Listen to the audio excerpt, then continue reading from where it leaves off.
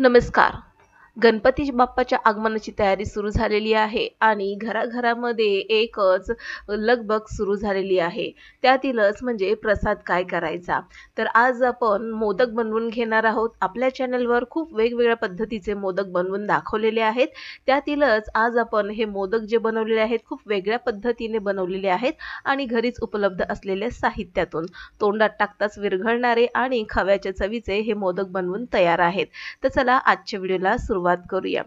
तर हे मोदक बनवण्यासाठी इथे मी 1 वाटी पोहे घेतलेले आहेत, जे आपण जाडे पोहे आहेत तेच पोहे घेतलेले आहेत आणि या पोह्यांना आपल्याला खमंग असं सुगंध सुटेपर्यंत भाजून घ्यायचंय।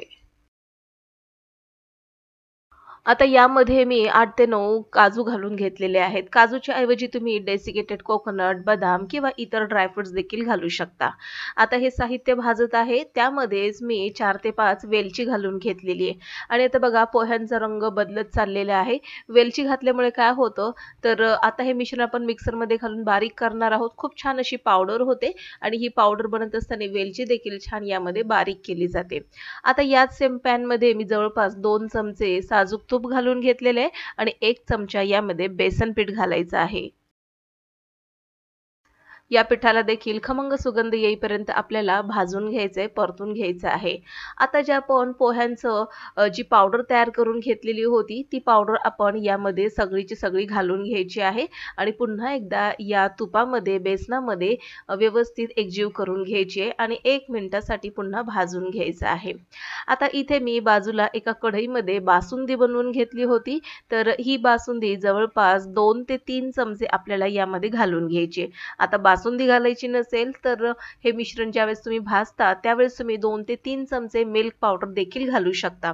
बासुंदी किंवा मिल्क पावडर घातल्याने खूप छान असं खव्याची चव म्हणजेच पेढ्याची चव येते या मोदकला।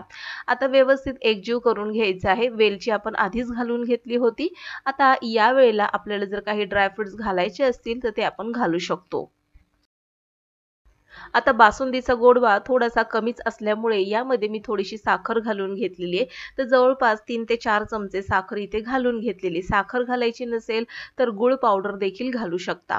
आता इथे मी जवळपास 4 असे अंजीर आहेत ते भिजत ठेवले होते आणि या अंजीरची छान अशी पेस्ट करून यामध्ये घालून घ्यायची आहे। तर हे अंजीरची पेस्ट घातल्यामुळे खूप छान असे मोदक तयार होतात आणि मध्ये-मध्ये अंजीर हे दाताखाली आल्यामुळे मोदकला एक रिच टेस्ट मिळते। त्याबरोबरच बासुंदी घातल्यामुळे पेढ्याची चव देखील येते। व्यवस्थित मिश्रण एकजीव करून घ्यायचं आहे आणि चेक करून घेऊया मिश्रणची कन्सिस्टन्सी परफेक्ट झाली आहे की नाही। मिश्रण आता कोरडं होत चाललेलं आहे। या वेळेला मी थोडंसं यामध्ये तूप घालून चमचाभर तूप घालून घेतल्यानंतर पुन्हा एकदा एकजीव करायचं आहे।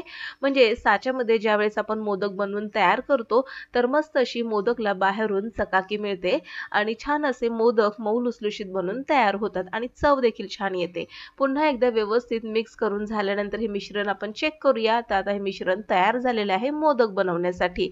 आता हे मिश्रण आपण थोडंसं थंड करून घ्यायचं आहे आणि हा जो मोदकचा साचा आहे त्याला थोडंसं आपण तेल किंवा तूप लावून घेऊया आणि यामध्ये आतमध्ये साच्याला आपण थोडेसे ड्रायफ्रुटचे तुकडे लावून घेणार आहोत सजावट म्हणून। तर आता इथे मी बदाम आणि पिस्त्याचे तुकडे अशा पद्धतीने लावून घेणार आहे आणि हे जे मिश्रण आहे तयार केलेलं आपल्याला तीनही भागामध्ये थोडं-थोडं अशा पद्धतीने भरून घ्यायचंय आणि हा साचा व्यवस्थित घट्ट बंद करून घ्यायचा आहे। मिश्रण व्यवस्थित बोटाच्या सहाय्याने या साच्याच्या आतमध्ये दाबून घेऊया म्हणजे मोदकला छान अशी डिझाइन मिळेल। आता हे मोदक व्यवस्थित तयार करून झालेले याला आता आपण काढून घेऊया।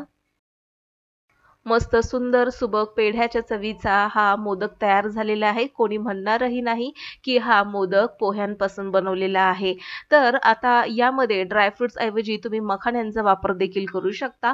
तर खूप छान अशी चव येते मखाणे घातल्यामुळे देखील। तर अशाच पद्धतीने मी सारे मोदक बनवून घेतलेले आहेत।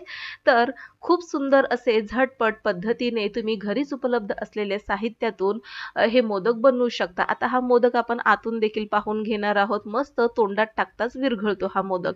तर आजची रेसिपी आवडल्यास नक्कीच लाईक करा, शेअर करा, सबस्क्राईब करून बेल आयकॉन प्रेस करा। पुन्हा भेटूया नवीन एका इंटरेस्टिंग रेसिपी सहित। तोपर्यंत बाय बाय।